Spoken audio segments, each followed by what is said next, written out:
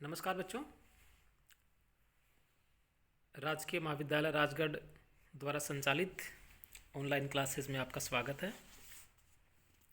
पिछली कक्षा में आपने कवि पद्माकर जी का रस निरूपण का अध्ययन किया।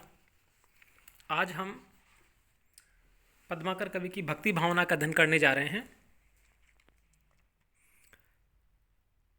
काल हिंदी साहित्य का जो भी रहा हो, एक प्रवृत्ति उभर कर के सामने आती है, वो है भक्ति भावना। चाहे हम आदिकाल का अध्ययन करें, चाहे भक्ति काल का अध्ययन करें, या रीतिकाल या आधुनिक काल, एक प्रवृत्ति जो साहित्य में मुख्यतः पाई जाती है वो है भक्ति भावना। रीतिकाल के कवि भी अपने आप को भक्ति भावना से अलग नहीं कर पाए। प्रस्तुत पद में कवि पद्माकर ने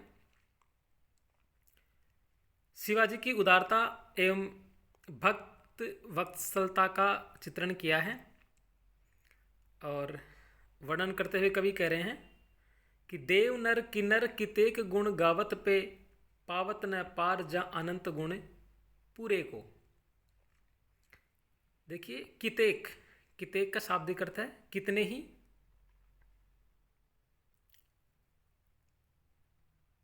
जाचक शब्द भी इसमें आएगा। कहे पद्माकर सुगाल के बजावत ही, काज करी देत जन जाचक जरूरे को। जाचक मतलब याचक या भिखारी। तो कवि पद्माकर कवि कह रहे हैं, देव नर किन्नर कितेक गुण गावत पे, पावत न पार जा अनंत गुणी पूरे को।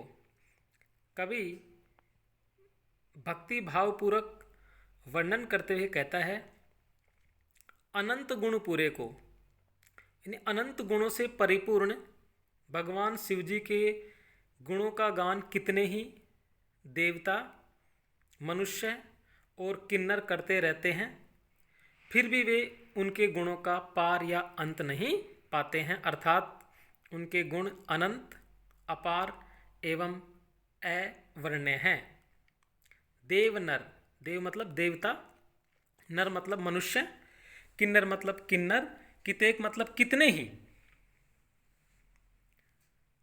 गुण गावत, शिव जी का गुणगान गाते रहते हैं, गाते फिरते हैं।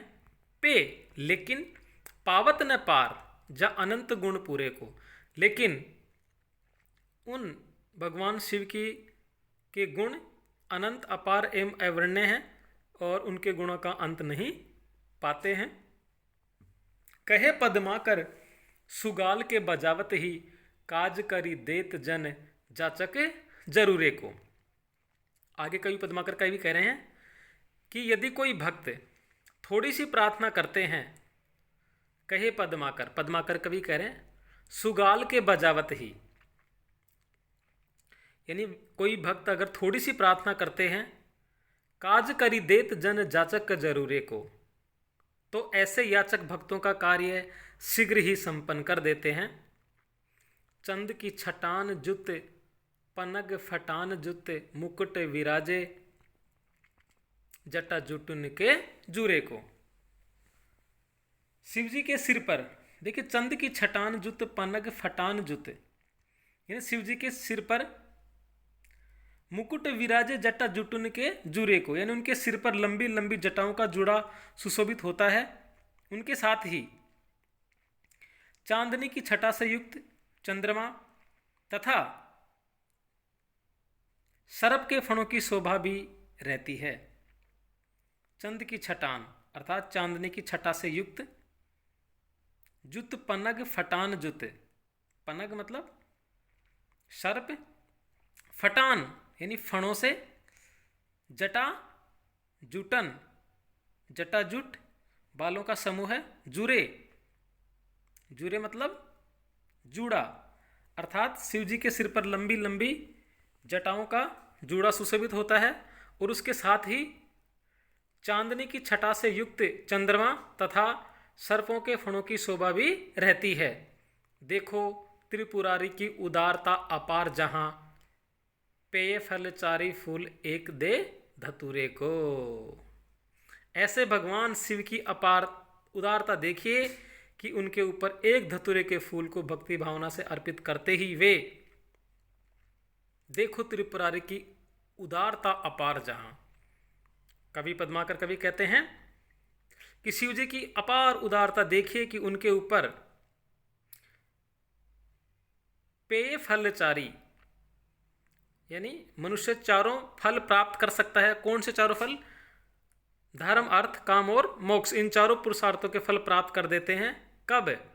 एक दे धतूरे को, कि अगर कोई भक्त उनके ऊपर धतूरे के एक फूल को भक्ति भावना से अर्पित करते ही वे धर्म, काम और मोक्ष इन चारों पुरुषार्थों के फल प्रदान कर देते हैं। अर्थात एक धतूरे के फूल को भक्ति निष्ठा से अर्पित करने पर वे भक्त को संसार के सभी फल प्रदान कर देते हैं तथा भक्तों पर पूर्ण कृपा दृष्टि रखते हैं। तो इस प्रकार से हम देखते हैं कि इस पद में कवि पद्माकर जी ने शिव जी की उदारता एवं भक्त वत्सलता का चित्रण कर कवि ने भक्ति भावना व्यक्त की है।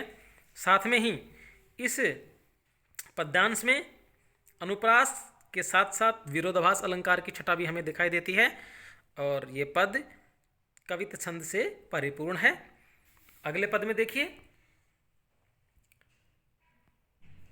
राम को नाम जपो निसि बासर, राम ही को इक आसरो भारो, भूलो न भूल की भीरन में पद्माकर चाहे चितौनी को चारो। देखिए पद्माकर कवि कह रहे हैं कि सभी लोग दिन रात श्री राम के नाम का ही जप करें। राम को नाम जपो निसि बासर, निसि मतलब रात, बासर मतलब दिन। भक्त कवि कहते हैं पद्माकर जी कि सभी लोग रात दिन श्री राम के नाम का ही जप करें। क्यों करें? राम ही को इक आसरो भारो, क्योंकि इस संसार में श्री राम का ही सबसे बड़ा सहारा है, सबसे बड़ा आसरा है। भूलो न भूल की भीरन में पद्माकर चाही चितौनी को चारो, भूलों की भीड़ में भी श्री राम का नाम नहीं भूलना चाहिए। कवि पद्माकर कहते हैं कि श्री भगवान राम की कृपा दृष्टि से ही सदा इच्छा करनी चाहिए। ज्यों जल में जल जात के पात रहे जग में, त्यों जहान ते न्यारो, आपनो सो सुख ओ दुख दोरी जू, और को देखे सु देखन हारो। कवि पद्माकर कह रहे हैं कि जिस प्रकार पानी में रहकर भी कमल का पत्ता, देखिए ज्यों जल में जल जात के पात, यानी जिस प्रकार पानी में रहकर भी कमल का पत्ता पानी पर आश्रित न रहकर उससे भिन्न व ऊपर रहता है। रहे जग में त्यों जहान ते न्यारो, कि वह पानी से ऊपर रहता है, पानी से भिन्न रहता है। उसी प्रकार आपने सो सुख ओ दुख जोरी जू, और को देखो सु देखन हारो। उसी प्रकार हमें संसार में रहते हुए भी संसार से ऊपर व अलग रहना चाहिए।